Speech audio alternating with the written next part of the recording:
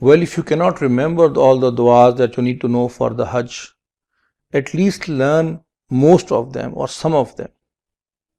Not very hard to learn.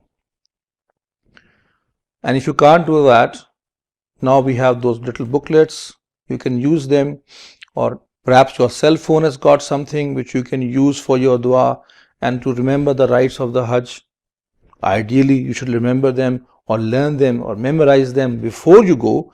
But over there also, if you need to look up a book or a booklet or something, it's perfectly fine. But do remember one thing. During the Hajj or any time, when making a dua, remember that dua is something which is about calling out to Allah, not just about reading from a book. So while you read from the book even, remember that the real purpose is to call out to Him.